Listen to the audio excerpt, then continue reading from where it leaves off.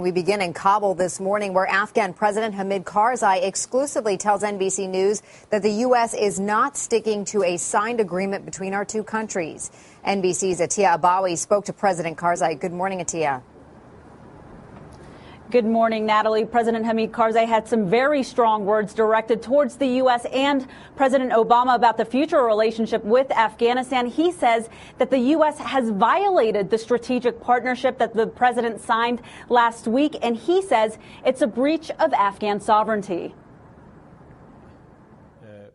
We signed the strategic partnership agreement with the expectation and the hope that after signing the strategic partnership agreement, the nature of the United States activities in Afghanistan would change. U.S. casualties have dropped compared to 2011, but still 300 Americans died in Afghanistan this year alone. As for Afghans, the United Nations says that 3,000 civilians were killed from January through July. So who would you say is behind the insecurity? Is it al-Qaeda, is it the Taliban, or is it someone else?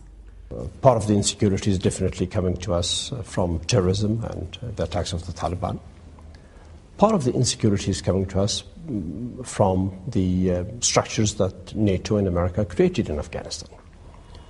The private security firms, the contractors that they promoted at the cost of the Afghan people, and the way they behaved with the Afghan people and the anger that that has caused in the Afghan people and the resulting insecurity. Would you say you believe that some of these would be intentional insecurity brought by NATO and the United States? There is a very strong perception that some of that insecurity is intentional, yes.